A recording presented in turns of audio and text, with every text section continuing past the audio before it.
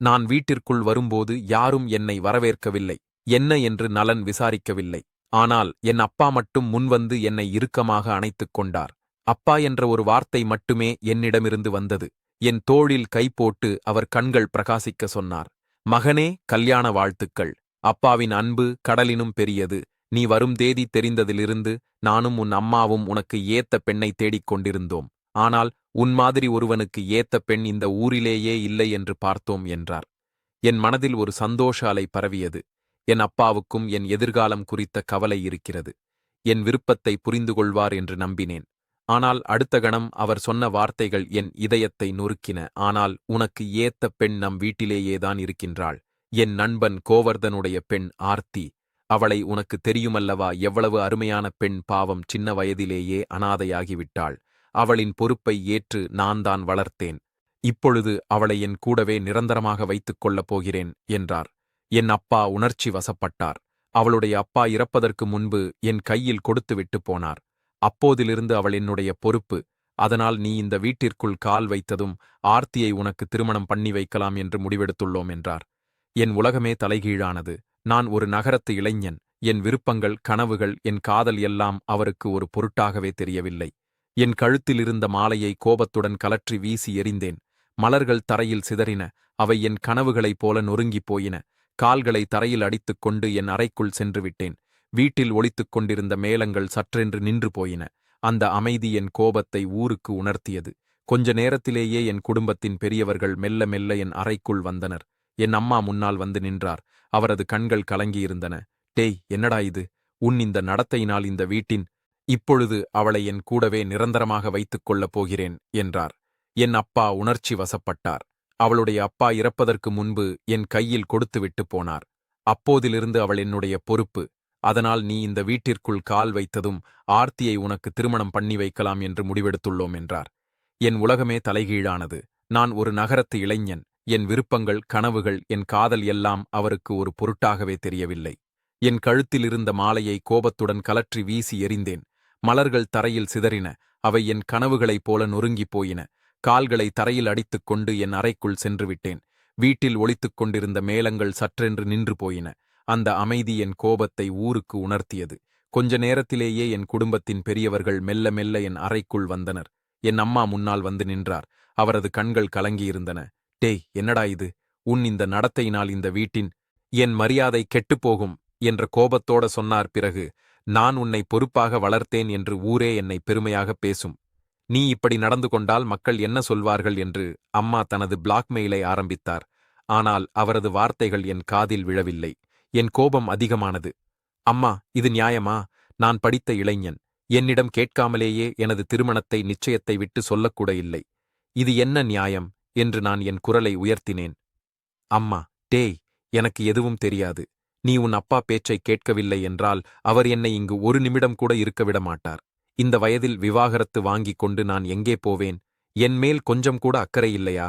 இன்று நீ என் பேச்சை கேட்கவில்லை என்றால் உன்னை நான் ஒருபோதும் மன்னிக்க மாட்டேன் என்று சொல்லிக்கொண்டே என் காலடியில் அமர்ந்தார்.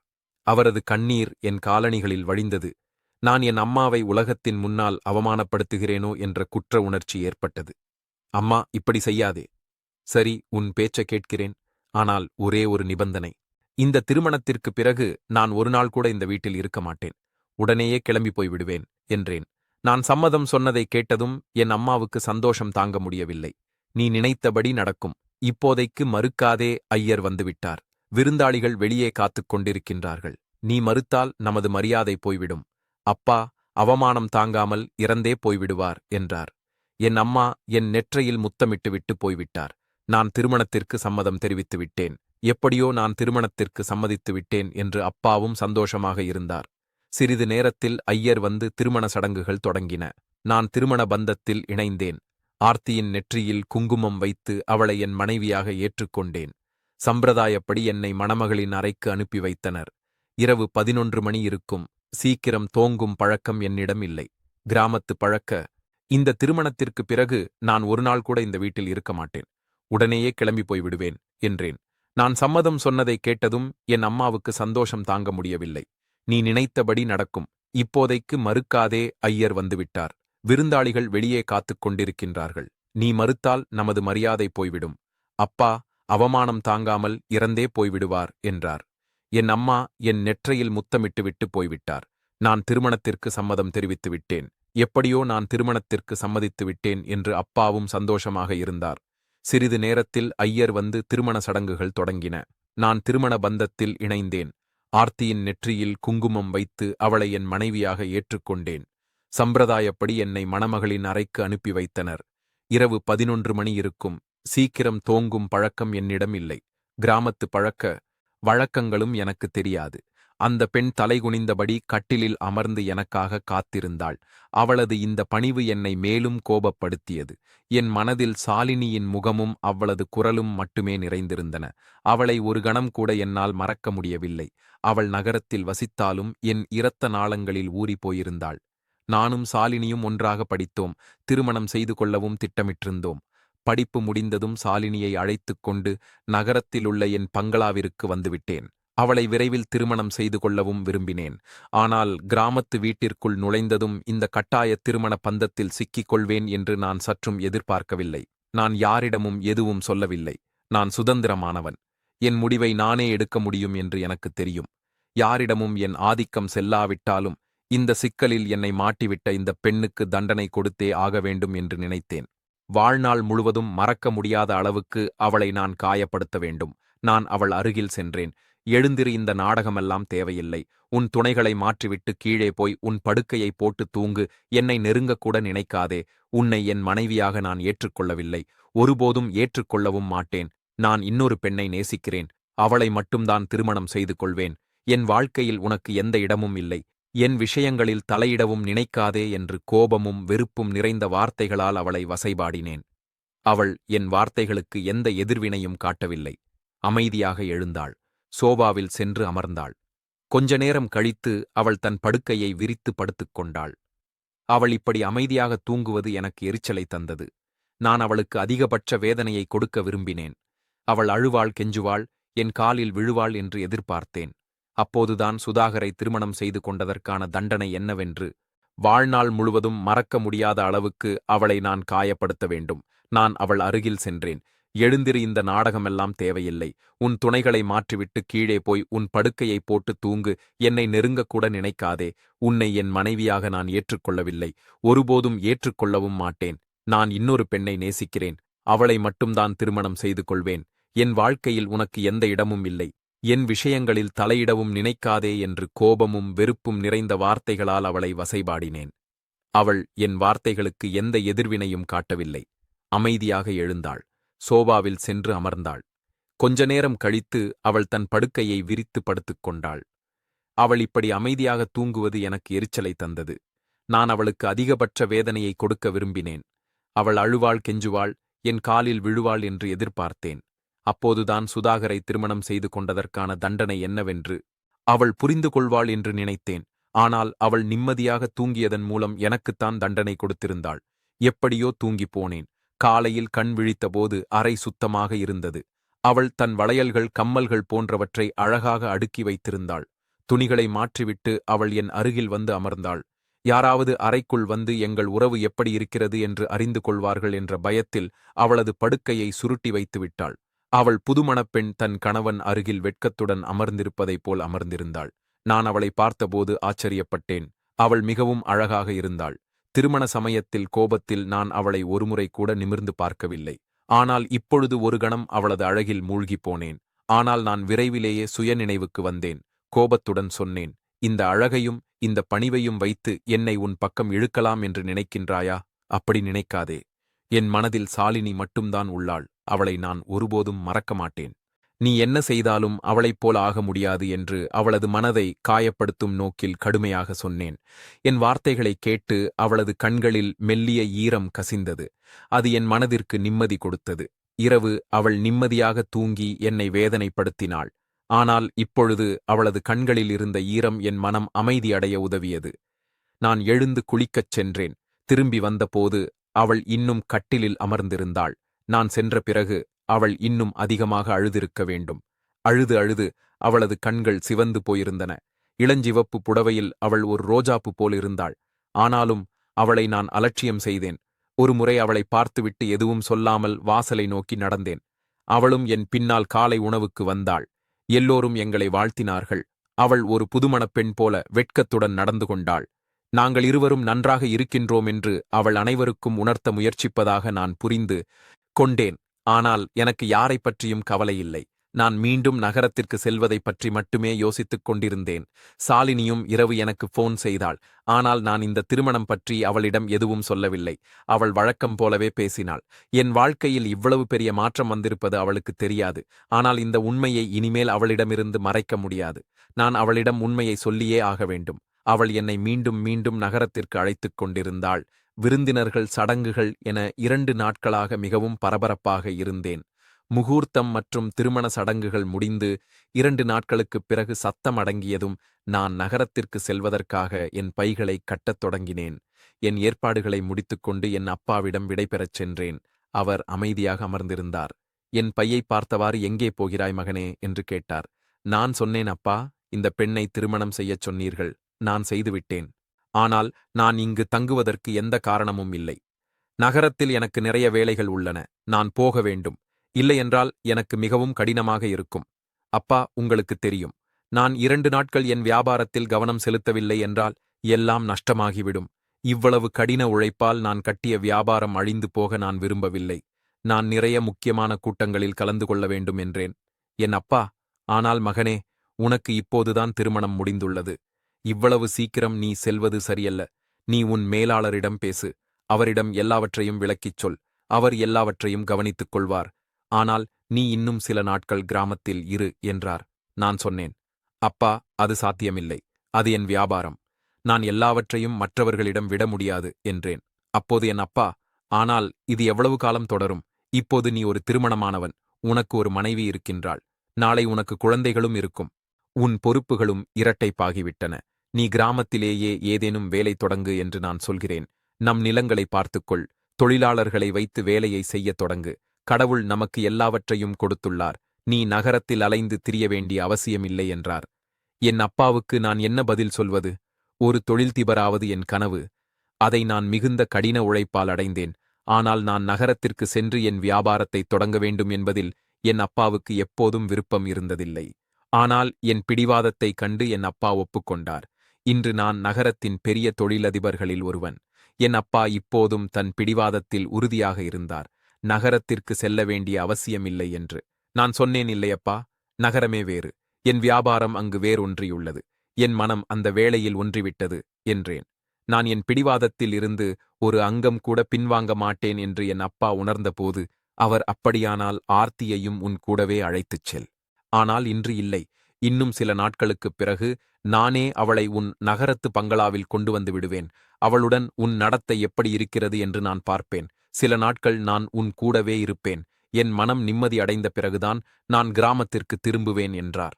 என் அப்பா சொன்னதை கேட்டபோது என் இதயம் சுருங்கியது. ஏனெனில் என் பங்களாவில் சாலினியும் இருப்பாள். என் அப்பாவுக்கு முன்னால் நகரத்திற்கு சென்று சாலினியிடம் பங்களாவை விட்டு வெளியேறச் சொன்னால் அது தவறான விஷயம். அவள் அதற்கான காரணத்தை கேட்பாள். நான் ஆர்த்தியுடன் அங்கு தங்கச் சொன்னால் சாலினி என்னை விட்டுவிட்டுச் சென்று விடுவாள். சாலினியை நான் கைவிட விரும்பவில்லை. என் அப்பா சொன்னதிலிருந்து நான் அமைதியாகிவிட்டேன். நான் விரும்பியும் இப்பொழுது என்னால் நகரத்திற்கு செல்ல முடியாது. ஆனால் அடுத்த நாள் என் அப்பாவுக்கு ஏதோ ஒரு வேலை வந்தது. அவர் ஒரு வேலை விஷயமாக வேறு ஒரு நகரத்திற்கு சென்றார். எனக்கு ஒரு வாய்ப்பு கிடைத்தது. என் மனதில் நினைத்து கொண்டேன், என்று ஆர்த்தி மேடத்தின் வேலையை முடித்தே ஆக வேண்டும் என்று நான் அவளிடம் ஒருபோதும் பாசத்துடன் பேசியதில்லை. ஆனால் அவளிடம் நான் சிறிய அன்பு காட்டினால் அவள் மெழுகு போல உருகிவிடுவாள் என்று எனக்கு தெரியும். நானும் அப்படியே செய்தேன். அவள் ஒரு பூங்கொத்து போல அலங்கரித்து தயாராக அமர்ந்திருந்தாள். நான் அவளை என்னிடம் அழைத்தேன். அன்பான வார்த்தைகளை பேசி பால் கொண்டு வரச் சொன்னேன். என் இந்த மென்மையான நடத்தையால் அவளும் திடீரென மகிழ்ச்சி அடைந்தாள். மகிழ்ச்சியுடன் சமையலறைக்கு பால் எடுக்கச் சென்றாள். சிறிது நேரத்தில் ஒரு கிளாஸில் சூடான பாலை கொண்டு வந்தாள். "நான் நம் வாழ்க்கையின் புதிய தொடக்கம் இது. நாம் ஒருவருக்கொருவர் கைகளிலிருந்து பாலை அருந்த வேண்டும் என்று நான் விரும்புகிறேன்" என்றேன். ஆர்த்தியின் கண்கள் என் வார்த்தைகளைக் கேட்டு பிரகாசித்தன. அவள் எல்லாவற்றையும் ஏற்றுக்கொண்டாள். என் வாழ்க்கையை அவளுடன் கழிக்க முடிவு செய்து விட்டேன் என்று நினைத்தாள். ஆனால் அவளுக்கு தெரியாது, நான் அவள் கிளாஸில் ஒரு மருந்தை கலந்திருந்தேன். ஆர்த்தி தன் முகத்தை துப்பாட்டாவால் மூடிக்கொண்டாள். "நீங்கள் உங்கள் முகத்தை திருப்பிக் கொள்ளுங்கள். நான் உங்கள் முன்னால் அருந்த மாட்டேன். எனக்கு வெட்கமாக இருக்கிறது என்றால் ஆர்த்தியின் இந்த முட்டாள்தனமான பேச்சைக் கேட்டு நான் மனதிற்குள் சிரித்துக் கொண்டேன்.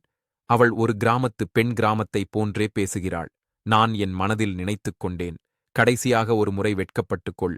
அதன் பிறகு நீ யாருக்கும் தெரிய மாட்டாய். நான் மனதிற்குள் இந்த விஷயங்களையெல்லாம் நினைத்துக் கொண்டிருந்தேன். அவள் இன்னொரு பக்கம் முகத்தை திருப்பிக் கொண்டாள். சிறிது நேரம் கழித்து ஆர்த்தி தன் கையை என் முன் நீட்டினாள். அதன் பொருள் ஆர்த்தி பால் கிளாஸை முடித்துவிட்டாள். நான் ஆர்த்தியிடம் அன்பாக பேசினேன். சில நிமிடங்கள் கழித்து ஆர்த்திக்கு உடல் நலம் மோசமாகத் தொடங்கியது. இது எல்லாம் என் திட்டப்படிதான் நடந்தது. ஆனால் அப்போதும் நான் கவலைப்படவில்லை.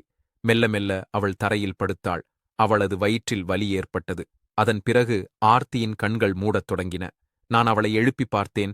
அவளது சுவாசம் நின்று போயிருந்தது. என் மருந்து வேலை செய்துவிட்டது. நான் கதவை திறந்து கத்தினேன். எல்லோரும் என்னை சுற்றி கூடிவிட்டனர். சிலர் ஆர்த்தியை உழுக்கினார்கள். சிலர் அவளை தட்டினார்கள். சிலர் அவரது முகத்தில் தண்ணீர் தெளித்தார்கள். நான் எல்லோரையும் பின்னுக்கு தள்ளினேன். விலகுங்கள், விலகுங்கள், அவள் இறந்துவிட்டாள். அவளைத் தொடத் தேவையில்லை.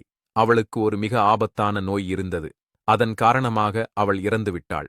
உங்களில் யாராவது அவளைத் தொட்டால் உங்கள் மரணத்தை நீங்களே அழைத்துக் கொள்வீர்கள் என்று நான் எல்லோரையும் விரட்டினேன். நான் நகரத்தில் படித்தவன். அவர்கள் கிராமத்து மக்கள் என்பதால் எல்லோரும் என் பேச்சை நம்பத் தொடங்கினர். நான் சொன்ன எதையும் அவர்கள் கண்மூடித்தனமாக நம்பினார்கள். என் அப்பா இன்னும் வேறு நகரத்திலிருந்து வரவில்லை. அவர் வருவதற்கு இன்னும் 8-10 மணி நேரம் ஆகும்.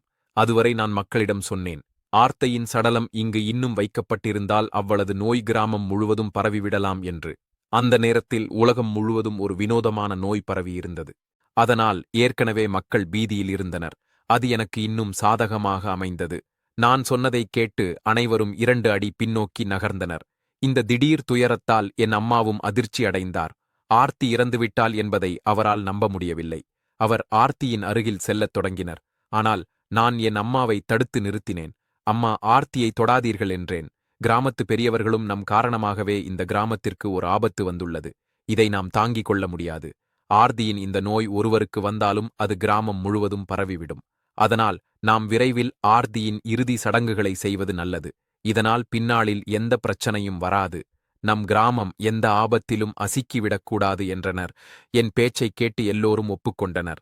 பிறகு அங்கிருந்தவர்கள் ஆர்த்தியின் இறுதி சடங்குகளை தயார் செய்யத் தொடங்கினர். என் மனதில் எந்த வெட்கமோ வருத்தமோ இல்லை. நான் ஷாலினியை பற்றிய கனவுகளைக் கண்டேன்.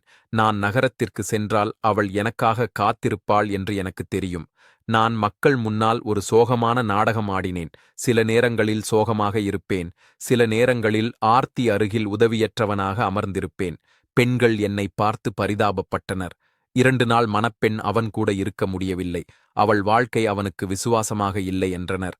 ஆனால் நான் மனதிற்குள் நிம்மதியாக இருந்தேன். வார்த்தையின் மரணத்திற்குப் பிறகு என் வாழ்க்கை மிகவும் எளிதாகிவிடும் என்று எனக்குத் தெரியும். என் அப்பா அவளை என் மீது திணித்திருந்தார். ஆனால் என் புத்திசாலித்தனத்தால் அவளை நான் விட்டுவிடுவேன். இந்த கிராமத்து பெண்ணிடமிருந்து தப்பிப்பதில் நான் வெற்றி பெற்றேன். கொஞ்ச நேரத்திலேயே ஆர்த்தியின் சடலத்தை தூக்கிச் செல்லும் நேரம் வந்தது. கிராமம் முழுவதும் அசோகத்தில் மூழ்கியது. என் அப்பா வருவதற்கு முன்பே நான் சொன்னபடி ஆர்த்தியின் இறுதிச் சடங்குகள் செய்யப்பட்டுவிட்டன. நான் மனதிற்குள் மகிழ்ச்சி அடைந்தேன். மற்ற விருந்தினர்களிடமிருந்து விடுபட்ட பிறகு நான் என் அம்மாவிடம் வந்து அமர்ந்தேன். என் அம்மாவும் அழுது அழுது கண்கள் வீங்கிப் போயிருந்தார். என் சகோதரி ஆர்த்தியின் மிகவும் நெருங்கிய தோழி. அவள் ஆர்த்தியை நினைத்து அழுது கொண்டேயிருந்தாள். ஆனால் நான் உள்ளுக்குள் மகிழ்ச்சியாக இருந்தேன். ஆர்த்தியின் இறுதி சடங்குகள் முடிந்துவிட்டன. நான் நிம்மதி பெருமூச்சு விட்டேன். விருந்தினர்கள் அனைவரும் சென்ற பிறகு நான் என் அறைக்கு வந்தேன். கதவை பூட்டிக் கொண்டு நிம்மதியாக பெருமூச்சு விட்டேன். கடவுளே, உனக்கு நன்றி. இந்த கிராமத்து பெண்ணிடமிருந்து நான் விடுபட்டு விட்டேன். இப்போது நான் சாலினியை திருமணம் செய்து அவளிடம் சொல்வேன். அவளுக்காக நான் எவ்வளவு பெரிய தியாகம் செய்திருக்கிறேன் என்று. நான் என் கைகளால் என் மனைவிக்கு மருந்து கொடுத்து அவள் தன் வாழ்க்கையை இழந்தாள். என் கைகளால் அவளது இறுதிச் சடங்குகளை செய்தேன். நான் ஒரு பேயைப் போல சிரிக்கத் தொடங்கினேன். அப்போது என் கண்கள் என் கட்டிலின் மீது விழுந்தன. நான் அதை பார்த்து அதிர்ச்சி அடைந்தேன். ஏனெனில் அங்கு வேறு யாரும் இல்லை. வெள்ளை துணியில் ஆர்த்தி அமர்ந்திருந்தால் நான் மனதிற்குள் நினைத்தேன். ஒருவேளை ஆர்த்தியின் ஆத்மா என்னிடம் பழிவாங்க வந்திருக்கிறதோ என்று. நான் விரைவாக கதவை திறந்து ஓட முயன்றேன். ஆனால் ஆர்த்தி என்னை அழைத்தாள். மிகவும் மகிழ்ச்சியாக இருக்கின்றாய் அல்லவா? என்னை கொன்றுவிட்டு கவலைப்படாதே. நான் ஆர்த்திதான். அவள் ஆத்மா இல்லை என்று சொல்லி என் தலையில் ஒரு குண்டை தூக்கி போட்டாள். ஆர்த்தி, நீ உயிரோடு இருக்கின்றாயா? நான் ஆச்சரியத்துடன் கேட்டேன்.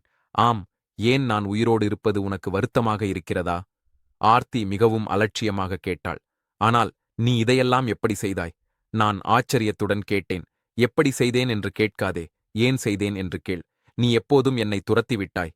என் தோற்றத்தை கேலி செய்தாய். உன் படிப்பு குறித்து உனக்கு பெரிய பெருமை இருந்தது அல்லவா? ஆனால் உனக்கு தெரியுமா, நீ பெருமைப்படும் அதே கல்லூரியில் நானும் ஜூனியர் டாப்பராக இருந்தேன். ஆனால் நான் என் படிப்பு குறித்து பெருமைப்பட்டதில்லை. நான் எப்பொழுதும் கடவுளுக்கு நன்றி தெரிவித்தேன். என் படிப்பை முடித்துவிட்டு நான் கிராமத்து ஏழை குழந்தைகளுக்கு கல்வி கற்றுக் கொடுத்தேன். கல்வி ஒரு மனிதன் அடிப்படை அத்தியாவசியமாகும். ஏழை அப்பாவி குழந்தைகளுக்கு அவர்களின் பெற்றோர்கள் வறுமையின் காரணமாக அவர்களை படிக்க வைக்க முடியவில்லை. அதனால் நான் அவர்களின் படிப்பின் கனவை நிறைவேற்றினேன். ஆனால் நீ என்னை ஒரு கிராமத்து பெண்ணாக முட்டாளாக நினைத்து அலட்சியம் செய்தாய். உன் காதலின் பின்னால் ஓடினாய். உனக்கு தெரியாமல் இருக்கலாம். ஆனால் உன்னை பற்றியும் சாலினியை பற்றியும் எனக்கு எல்லாம் தெரியும். ஆனால் உனக்கும் எனக்கும் நிறைய வித்தியாசம் இருக்கிறது. உன் பொய்யான பெருமைக்கு அமைதி கொடுக்க நீ என்னவெல்லாம் ஆகிவிட்டாய். ஆனால் நான் என் வேர்களுடன் இறைந்தே இருப்பேன். நான் ஒருபோதும் அவர்களுக்கு துரோகம் செய்ய மாட்டேன். என் கிராமத்து மக்களுக்கும் துரோகம் செய்ய மாட்டேன். இந்த கிராமம் என்னுடையது. இங்குள்ள மக்கள் என் சொந்த மக்கள். நான் அவர்களுக்காக ஏதேனும் செய்ய விரும்புகிறேன். நீ எனக்கு பால் கொடுத்தபோது எனக்கு சந்தேகம் ஏற்பட்டது. ஏனென்றால் நீ ஒருபோதும் என்னிடம் கூட பேசியதில்லை என்று ஏன் இவ்வளவு அன்பாக பேசுகிறாய் என்று இது என்னவென்று நான் புரிந்து கொண்டேன். நான் படிக்காதவள் இல்லை, ஆனால் நீ என்னை முட்டாளாக நினைத்தாய். நான் என் கல்லூரியின் டாப்பர். நான் உன்னுடைய இந்த செயல்களை புரிந்து கொள்ள மாட்டேன் என்று நினைத்தாயா? எனக்கெல்லாம் தெரியும். நீ என்னை கொல்ல நாடகமாடுவாய் என்று எனக்கு தெரியும். நீ இங்கிருந்து நகரத்திற்கு செல்வாய். அங்கு சென்று சாலினியை திருமணம் செய்வாய். ஆனால் நான் உனக்கு எதுவும் சொல்லவில்லை. ஒருவேளை உனக்கு உன் தவறு புரிந்திருக்கும். நீ வெட்கப்படுவாய் என்று நினைத்தேன். ஆனால் உன்னை போன்றவர்களுக்கு வெட்கம் வராது. அவர்கள் தங்கள் தவறுகளுக்காக ஒருபோதும் வருத்தப்படுவதில்லை என்று ஆர்த்தி என்னை நேரடியாக பார்த்துச் சொன்னாள். அவளது குரலில் ஒரு உறுதியும் அமைதியும் கலந்திருந்தது. இன்றிலிருந்து நான் உனக்கு என் உரிமையிலிருந்து உன்னை விடுவிக்கிறேன். நீ எனக்காக கவலைப்படத் தேவையில்லை. எப்படியும் இந்த வீட்டின் பார்வையில் நான் இறந்துவிட்டேன். நீ எரித்த அந்த சடலம் எல்லோரும் ஆர்த்தியின் சடலம் என்று நினைப்பார்கள். ஆனால் நான் எப்படியோ அங்கிருந்து வெளியேறிவிட்டேன். ஏனென்றால் நான் சில பேரை என் செயலுக்கு துணையாக சேர்த்து கொண்டேன். இல்லையெனில் நீ என்னை கொல்ல எந்த முயற்சியையும் விட்டு வைக்கவில்லை என்று நான் தப்பித்து விட்டேன். ஆனால் நாளை நீ மீண்டும் என் உயிரை எடுக்க மாட்டாய் என்று எப்படி சொல்ல முடியும்? உன் மீது எனக்கு எந்த கோபமும் இல்லை. நீ எப்படி இருந்தாயோ அப்படியே இரு. நான் உன் வாழ்க்கையிலிருந்து அமைதியாக சென்று விடுகிறேன். கடவுள் உன்னை மன்னித்து உன்னை நல்ல வழியில் அழைத்து செல்ல வேண்டும் என்று நான் பிரார்த்திக்கிறேன். மற்றவர்களின் உணர்வுகளை புரிந்து கொள்ள நீ கற்றுக்கொள்ள வேண்டும். இதை சொல்லி ஆர்த்தி நிற்கவில்லை. அவள் ஒரு சால்வையால் தன்னை மூடிக்கொண்டாள். பின்வாசல் வழியாக வீட்டிலிருந்து வெளியேறினாள். நான் அவள் போவதை பார்த்துக் கொண்டே இருந்தேன். அவள் இவ்வளவு படித்தவள், புத்திசாலியான பெண் என்று நான் சற்றும் நினைக்கவில்லை. நான் செய்த காரியத்தை நினைத்து இப்போது வருந்தினேன். ஆர்த்தி என்னை பற்றிய உண்மையை சொன்னால் என்ன ஆகும்? ஆனால் அவள் அப்படி செய்யமாட்டாள் என்று எனக்கு தெரியும். அடுத்த நாள் அவளை எங்கும் காணவில்லை. கிராமம் முழுவதும் சோகத்தில் நிலவியது. எல்லோரும் என்னிடம் அனுதாபம் தெரிவித்தனர். அடுத்த நாள் நான் யாரிடமும் எதுவும் சொல்லவில்லை. அப்பாவும் வந்து ஆர்த்தியின் மரணத்திற்காக மிகவும் வருத்தம் தெரிவித்தார். என் மனம் ஏற்கனவே சோகமாக இருந்ததால் நகரத்திற்கு செல்வதிலிருந்து அப்பா என்னை தடுக்க மாட்டார் என்று எனக்கு தெரியும். அவர் என் சந்தோஷத்திற்கு ஒரு தடையாக இருக்க மாட்டார்.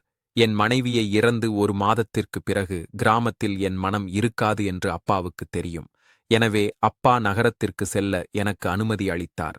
நான் அப்பாவின் அனுமதியை பெற்று நகரத்திற்கு திரும்பினேன். சாலினியும் திருமணம் செய்து அவளுடன் சந்தோஷமாக வாழத் தொடங்கினேன். சாலினி என் காதலை பெற்று மிகவும் மகிழ்ச்சி அடைந்தாள். நாங்கள் இருவரும் வாழ்க்கையை மகிழ்ச்சியாக வாழ்ந்தோம். ஆனால் 2-3 மாதங்களுக்குப் பிறகு திருமண போதை குறைந்தபோது சில விஷயங்கள் புரியத் தொடங்கின. குழந்தை பிறந்த பிறகு சாலினியின் நடத்தை என்னிடம் மீண்டும் மாறியது. அவள் மீண்டும் தன் பழைய பாதைக்கு திரும்பிவிட்டாள். நான் அவளிடம் எதையாவது சொன்னால் அவள் என்னுடன் சண்டை போட்டாள், அவமதித்தாள். சாலினி எங்கள் மகளையும் தன்னைப் போலவே ஆக்கிவிடுவாளோ என்று நான் பயந்தேன். என் மகள் சாலினியைப் போல நான் ஆக விரும்பவில்லை. இப்போது கிராமத்து பெண்கள் மற்றும் அவர்களின் பழக்க வழக்கங்களைப் போன்ற விஷயங்கள் எவ்வளவு முக்கியம் என்பதை நான் புரிந்து கொண்டேன். சாலினி என்னை கொஞ்சம் கூட மதிக்கவில்லை. ஒரு நாள் என் வாழ்க்கையில் ஒரு சம்பவம் நடந்தது. அது எல்லாவற்றையும் மாற்றியது. அது எங்கள் திருமண நாள். சாலினி அன்று எனக்கு மிகவும் அன்பாக ஒரு கேக் செய்து கொடுத்தாள். நான் கேக்கை சாப்பிட்ட போது என் உடல்நிலை திடீரென மோசமானது. நீண்ட நேரத்திற்குப் பிறகு நான் ஏதோ தவறாக சாப்பிட்டு விட்டேன் என்ற உணர்வு வந்தது. எப்படியோ தைரியமாக நானே மருத்துவமனைக்கு சென்றேன். ஆனால் மருத்துவமனைக்கு செல்லும் வழியில் எனக்கு நினைவு இல்லை. ஏனெனில் நான் விஷம் சாப்பிட்டிருந்தேன். அந்த விஷம் கலந்த உணவை கொடுத்தவள் என் மனைவி சாலினிதான். சாலினி இவ்வளவு இரக்கமற்றவள் மற்றும் துரோகி என்று நான் சற்றும் நினைக்கவில்லை. நான் பிழைத்துக் கொண்டேன். ஆனால் அதன் பிறகு எங்கள் உறவு நிலைக்கவில்லை. சாலினி என் சொத்துக்களை கைப்பற்ற எனக்கு விஷம் கொடுத்தாள். அதே போலத்தான் நானும் ஆர்த்திக்கு ஒரு நாள் விஷம் கொடுத்தேன். இப்போது எனக்கு ஆர்த்தியின் நினைவு அடிக்கடி வந்தது. அவளை நீண்ட நாட்கள் தேடினேன். ஆனால் அவள் எனக்கு கிடைக்கவில்லை. சாலினி என்னை விவாகரத்து செய்துவிட்டு தன் பாதையை தேடிக்கொண்டாள். அவள் எங்கள் மகளையும் தன்னுடன் அழைத்துச் சென்றாள். நான் என் மகளின் வாழ்க்கையை உன்னைப் போன்ற ஒரு அற்பமான சிந்தனையுள்ள மனிதனுடன் கொடுக்க மாட்டேன் என்று சொல்லிவிட்டு எனது குறைகூறும் பழக்கத்தை அவள் எனது அற்பமான சிந்தனை என்று அழைத்தாள். இப்போது நான் என் வாழ்க்கையை தனியாக கழித்தேன். ஆர்த்தியின் நினைவு என்னை மிகவும் தொந்தரவு செய்தது. ஆர்த்தி என் வாழ்க்கையிலிருந்து சென்று 5 வருடங்கள் கடந்துவிட்டன. இந்த 5 ஆண்டுகளில் ஆர்த்தியை நான் நினைக்காமல் ஒரு இரவு கூட இல்லை. நான் ஒவ்வொரு நாளும் கடவுளிடம் அழுது அழுது ஆர்த்தியை எனக்கு கிடைக்க வேண்டும் என்று பிரார்த்தனை செய்தேன். இப்பிறகு கடவுள் என் பிரார்த்தனையை கேட்டார். என் நண்பனின் அப்பா மனநலம் பாதிக்கப்பட்டவர். என் நண்பனுடன் சேர்ந்து அவரை மனநல மருத்துவமனைக்கு அழைத்துச் சென்றேன். அங்கேதான் எனக்கு ஆர்த்தி மீண்டும் கிடைத்தாள். அவள் அங்கே ஒரு மருத்துவராக இருந்தார். அவளை சந்தித்தபோது நான் மிகவும் அழுதேன். அவளிடம் மன்னிப்பு கேட்டேன். ஆர்த்தி, என்னை மன்னித்துவிடு. எனக்கு ஒரே ஒரு வாய்ப்பு கொடு என்றேன். ஆர்த்தி சொன்னாள், நீ மீண்டும் என்னை தொந்தரவு செய்தால் அல்லது என்னுடன் பேச முயற்சித்தால் நான் இங்கிருந்து கூட சென்று விடுவேன் என்றால் ஆர்த்தி எங்கே இருக்கின்றாள் என்று எனக்கு இப்போது தெரியும். அவள் என் மனைவிதான். ஆனால் அவள் மீது எனக்கு எந்த உரிமையும் இல்லை. நான் எந்த தைரியத்துடன் சொல்வேன்? என் கைகளால் ஆர்த்திக்கு நான் விஷம் கொடுத்தேன் என்று நான் என் குடும்பத்தினரின் உதவியையும் நாட முடியாது. தனிமை மற்றும் தனிமையால் மெல்ல மெல்ல நான் மனசோர்வுக்கு ஆளானேன். என் முழு வியாபாரமும் மெல்ல மெல்ல மூழ்கத் தொடங்கியது. என் அப்பா என்னை பற்றி விசாரித்தால் நான் எல்லாம் சரியாக இருக்கிறது என்று சொல்வேன். ஆனால் எதுவும் சரியாக இல்லை. நான் ஒருவேளை பைத்தியமாகி விடுவேன் என்று எனக்கு தோன்றியது. நான் உண்மையில் பைத்தியமாகிவிட்டேன். நான் இரவு எழுந்து கத்த ஆரம்பித்தேன். சில சமயங்களில் பாத்திரங்களை எறிவேன். என் தலையில் கடுமையாக வலியிருந்தது. நான் அலுவலகத்திற்கு செல்லாததால் என் நண்பன் என்னை சந்திக்க வந்தான். என் நிலைமையைக் கண்டு அவன் அதிர்ச்சி அடைந்தான். என் நிலையைக் கண்டு அவன் என்னை ஒரு மனநல மருத்துவமனைக்கு அழைத்துச் சென்றான். அந்த மருத்துவமனை வேறு எங்கும் இல்லை. ஆர்த்தி மருத்துவராக இருந்த அதே மருத்துவமனைதான். என் சிகிச்சை தொடங்கியது. என் நிலைமையைக் கண்டு ஆர்த்தியின் மனம் உருகியது. நான் அவளது கைகளை பிடித்துக் கொண்டேன். ஆர்த்தி, என்னை மன்னித்துவிடு. நான் உன்னை பிரிந்து இருக்க முடியாது என்பதை நான் உணர்கிறேன். உன்னை விட்டு சென்றது நான் செய்த தவறு. ஒருவேளை அதற்கான தண்டனையை கடவுள் எனக்கு கொடுத்து விட்டார். ஆனால் தயவு செய்து இப்போது என் வாழ்க்கைக்கு திரும்பி வா என்றேன். ஆர்த்தி ஒரு நல்ல உள்ளம் கொண்ட பெண். அவள் என்னை மனதார மன்னித்து விட்டாள். நான் ஆர்த்தியை கிராமத்திற்கு அழைத்து வந்தேன். என் குடும்பத்தினர் அனைவரிடமும் உண்மையை சொன்னேன். என் வார்த்தைகளை கேட்டு என் அப்பா முகத்தில் ஒரு பெரிய அறை கொடுத்தார். அந்த அறைக்காக எனக்கு எந்த வருத்தமும் இல்லை. ஏனென்றால் எனது தண்டனை இதைவிட பெரியதாக இருக்க வேண்டும். கிராம மக்களும் என் செயலால் கோபமாக இருந்தனர். நானும் ஆர்த்தியும் கிராமத்திலேயே இருக்க முடிவு செய்தும். நான் கிராமத்தில் ஒரு மருத்துவமனையையும் ஒரு பள்ளியையும் கட்டினீர். நாங்கள் இருவரும் அதை நடத்துகிறோம். கிராமத்தில் ஏழைகளுக்கு இலவச மருத்துவ சிகிச்சை கொடுக்கிறோம். ஏழை குழந்தைகளுக்கு இலவச கல்வியையும் கொடுக்கிறோம். மெல்ல மெல்ல கிராமத்து மக்களின் மனம் என்னைப் பற்றி தெளிவாகியது. ஆர்த்தி போன்ற ஒரு மனைவியை பெற்று நான் ஆசீர்வதிக்கப்பட்டேன். கடவுள் என் விதியில் ஒரு விலைமதிப்பற்ற வைரத்தை எழுதியிருந்தார். அதை நான் என் தவறால் இழந்திருந்தேன். ஆனால் கடவுள் எனக்கு மீண்டும் ஒரு வாய்ப்பை கொடுத்தார். இந்த வாய்ப்பை நான் இழக்க விரும்பவில்லை. இன்று நான் என் மனைவியை என் இதயம் மற்றும் ஆன்மாவால் மதிக்கிறேன். அவளை நான் மிகவும் நேசிக்கிறேன். இந்த மாதிரி ஒரு மனைவி அமைவதெல்லாம் கடவுள் கொடுத்த வரமாகும். சேனலை சப்ஸ்கிரைப் செய்யாதவர்கள் மறக்காமல் சப்ஸ்கிரைப் செய்து கொள்ளுங்கள். உங்கள் நண்பர்களுக்கு ஷேர் செய்யுங்கள்.